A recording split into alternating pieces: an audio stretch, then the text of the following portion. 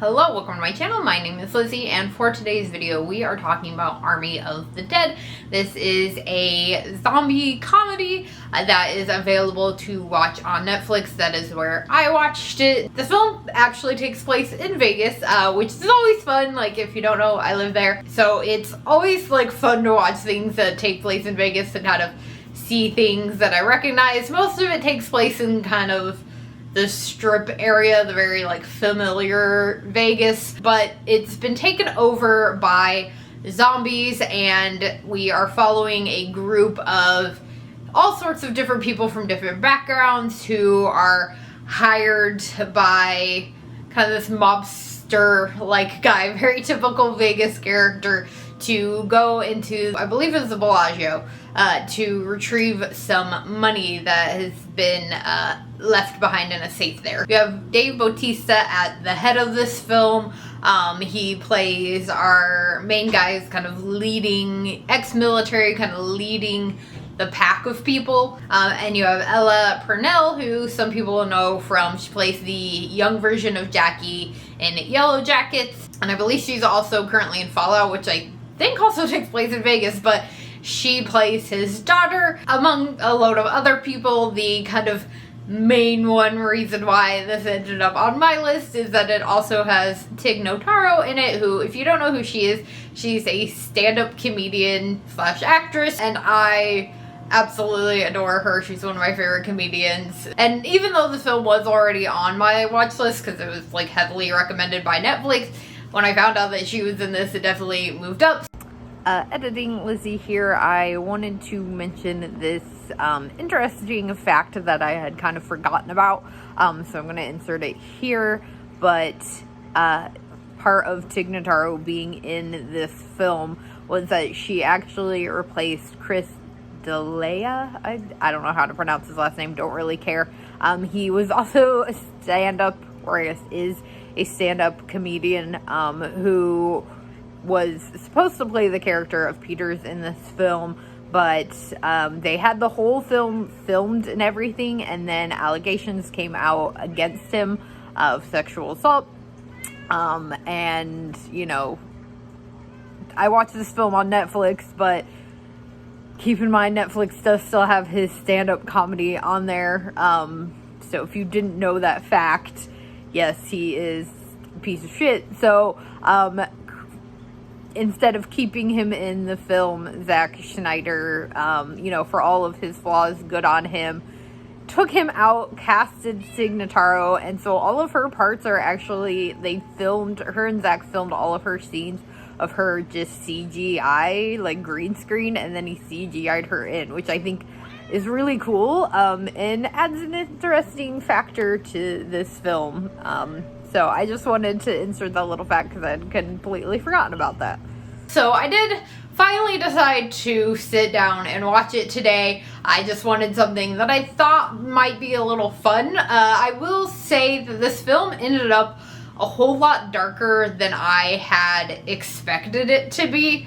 I'll just say, don't get attached to any character in this film. Her character and one other character are meant to kind of be the comedic relief amongst the tension in this film, and they are. I mean, her and the character of Ludwig definitely have some pretty funny lines throughout the film, but I will say it wasn't as, like I said, comedic as I was expecting. It's definitely goes like a lot darker route, and before I get too much into the details, I will say one of my big kind of gripes within this film is the runtime. It's about 148 minutes, so a bit over 2 hours, and it definitely feels like it. You know, sometimes you sit down to watch a film and it feels like it is flying by. This one was not like that. This one was one of those where it felt like it was over 2 hours long. I know that they were, you know, trying to pack kind of as much detail in the film, and it is a film that has a lot of characters and a lot of character focus throughout it, and I think that ended up running it a little long. There are multiple scenes where the characters are kind of like split up, throughout the city while they're trying to get this money. And I think the going back and forth from the different characters added to that runtime, and it just started to feel really, really long. And I found myself just kind of drifting in and out of focus. By the end of the film, I was like, it was just like scene after scene where I was just like, okay, another scene? Like, when is it going to end? Especially the ending of the film, I was a little like, oh, okay. It was a little bit kind of disappointing. It's one of those films where it's like, is this supposed to be leeway to a sequel, or is it just kind of what's gonna happen next type ending? And to segue into that, so I kind of said I pretty much put in my Letterboxd review, like, don't get attached to any characters in this film. There were some, like I mentioned, the Ludwig character, he's the one that's supposed to be able to open the safe. I knew right away, because he was kind of the adorable, quirky guy, not to get attached to his character. I was like, oh, yep, right off the bat, I'm like, do not get attached to that character. Of course, still did, because he was adorable, and so when his character inevitably died, I was like, yep, see, I knew it. And that is pretty much like this entire film. By the end of it, I was like, no wonder they called it Army of the Dead, because pretty much everybody dies. Like, you watch these entire team of people one by one get killed off until like literally like the very end of the film. We have Scott, who is Dave's character, and Kate, who is his daughter. Peters, the character played by Tig Notaro, they end up being able to escape on this helicopter while pretty much everybody else is left behind. But a zombie ends up on the helicopter. The character of Scott gets bit, so he, of course, ends up turning into a zombie. The helicopter crashes, which pretty much kills Peters. We don't actually see her die, but it's pretty obvious. For whatever reason, and that's where I thought it was gonna end. Like, the helicopter crashed, and it's pretty horrific, and I was like, oh shit, they're doing it. They're literally killing off every single character in this film. And that's where I kind of thought it would stop, and I kind of wish it had, because the Kate character and the Scott character both somehow live this horrific helicopter crash, I guess, or thrown out, but Kate ends up having to kill Scott. And I get it, they wanted to have this kind of moment between them, because throughout the film their relationship is pretty like damaged, and the Scott character is trying to like rebuild his relationship with his daughter, and so they wanting to have this moment between them where she like finally forgives him but then has to kill him.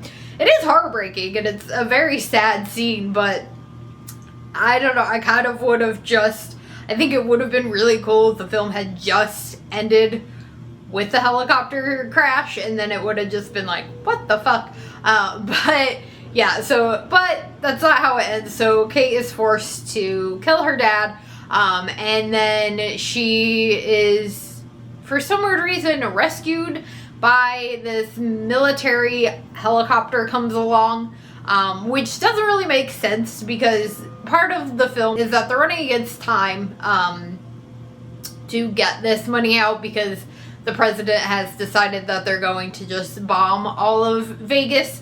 And so they do make it out as like the bomb goes off, which is like part of the helicopter crash. But so for whatever reason, I guess a military helicopter comes along. I don't really know why. I don't feel like they would be looking for any survivors if they just planned on blowing the whole thing up. So she gets rescued. We see one of our other characters get rescued afterwards as well. And he ends up taking the money, because he has some of it, and like renting this plane to get out. And he ends up realizing while he's on the plane that he has been bit, which with the time lapse, considering how quickly we see other characters turn into a zombie, it feels like he would have turned more quickly than that, but whatever. And then it's like announced that he is landing in like Mexico City, so it's kind of this idea that he has now been bit and he is going, and even though they just bombed Vegas to try to save, you know, America, he's now taking it on the outskirts of like the country, and that's where like the film ends, and we don't really know what happens next, which is why it feels like either it's just meant to be like a question mark ending or meant to lead to a sequel. Either way, I just was not a big fan of that ending. Like I said, I think it would have been really interesting if everything had ended with the helicopter crash. I would have honestly liked better if we had just killed off all the characters. It definitely would have made for a more intense and interesting ending. But all in all, like, it is a pretty enjoyable film. I mean, if you like zombie films, which I'm not a huge fan of anyway, but did manage to enjoy this one. I liked how they did the zombies. It kind of reminded me a little bit of 28 years later, because even though this precedes that, obviously, because the way that they do the zombies, you have ones who are a bit slower. They're just kind of like your main stereotypical zombies. We don't see them a lot. And then you have these like horde of faster zombies who are led by alphas. We have our main zombie who it's revealed that if you are bit or turned by that zombie, that you also become an alpha, and they are a bit more intelligent. Like, they have more kind of thought, like they are more able to like hoard together, band together. They turn people into zombies throughout, and are pretty much like building their own zombie army. It's, you know, army of the dead. And so I think that that's so I did really liked that aspect of how they did the zombies in this film. But otherwise, it's an okay film. You know, favorite part was probably just Tig Notaro's character, if I'm gonna be honest. I think that, like I said, I think that if you are a fan of zombie films and you got a little over 2 hours to waste, you might as well check it out. It's not the worst zombie film I've ever seen, but definitely not by any means my favorite. So if you have seen this film, let me know what your thoughts are on it in the comments below. I hope that you did enjoy this review. If you did, please do give it a big old thumbs up.